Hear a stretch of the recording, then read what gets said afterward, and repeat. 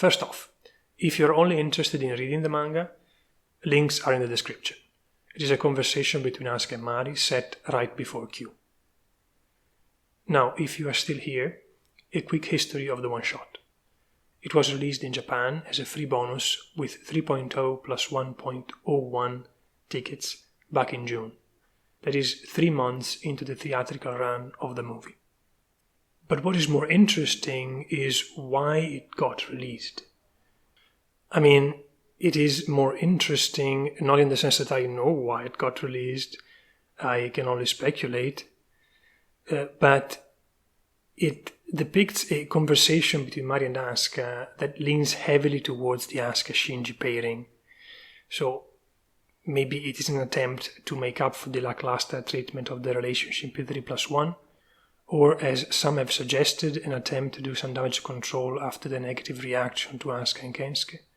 I'll talk more about the behind the scenes later, but first a quick summary of what happens in it.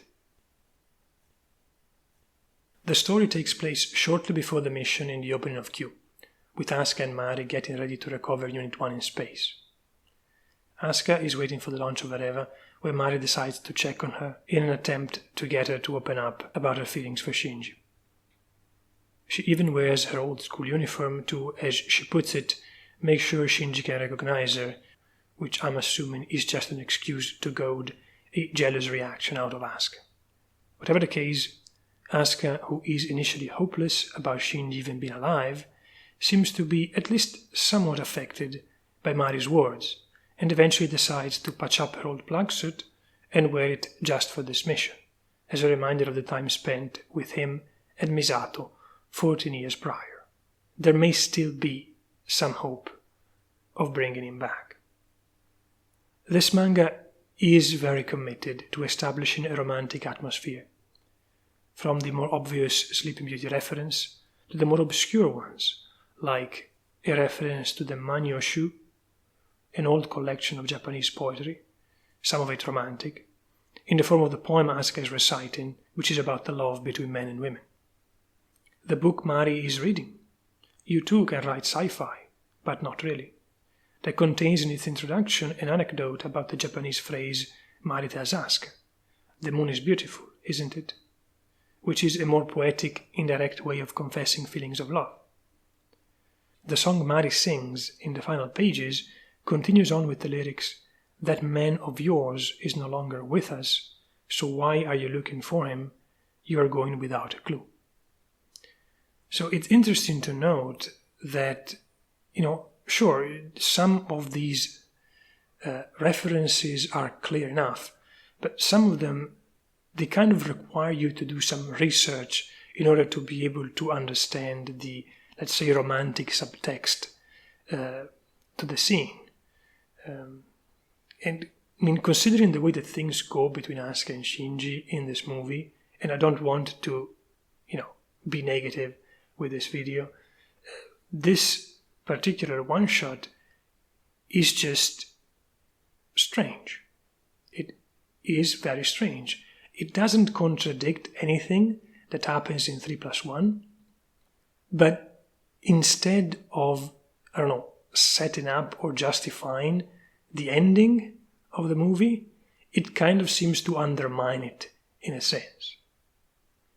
It is certainly a decent addition to the canon of Q, even though personally I don't like the way Shikinami in the rebuild is reduced to being girl who likes Shinji.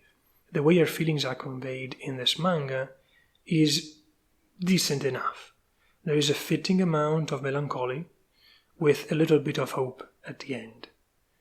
I can certainly understand why Asuka, after 14 years, may still be holding on to Shinji, because he is supposed to represent the good part of her life, that segment of her life where she thought maybe that things could get better for her, that maybe she was not alone after all.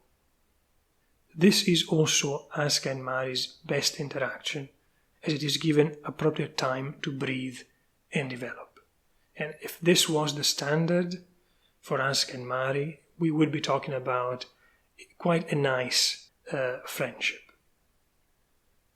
Now, for some behind-the-scenes info. The entire idea for this bonus book seems to have come directly from Anno. And the book is made up of two parts. There is the one-shot manga, but then there is also a collection of artworks. The person in charge of writing the story wasn't Anno, but Kazuya Tsurumaki. He is one of the old Gainax guys and has been working on Evangelion since the original came out. He is credited as assistant director for Neon Genesis, co-director for End of Evangelion, and has directing credits for the entire rebuild, 3+1 included. He is essentially the second in command in the EVA franchise after Anno, and he is also the creator of Fooly Cooly, which is a good anime series that is certainly worth watching, and Diebuster, the sequel to Gunbuster, which isn't quite as good, but still good enough, let's say. In this manga, the Diebuster influence is especially clear, as Asuka and Mari's interactions are very reminiscent of Nono and Lalx. I'm not even sure this is how her name is pronounced in the actual anime. The two leads of Diebuster. There is one upbeat and optimistic girl, and another more disillusioned and wound up. In fact, Lalx's nickname in Diebuster is Princess, just like Asuka's. So Tsurumaki made the decision to write a story about Asuka's feelings for Shinji. Why did he do it? Right? Well, let's head back to April and check out a tweet from Hidenori Matsubara, the artist of this manga. Now, I'm going by the wiki article, and I'm quoting the tweet. I was just talking with Kazuya Tsurumaki, the director, about Eva. He said he loves Asuka. He was still annoyed over the Asuka and Kenken thing. I'll read it again. I'll read the last part again. He said he loves Asuka.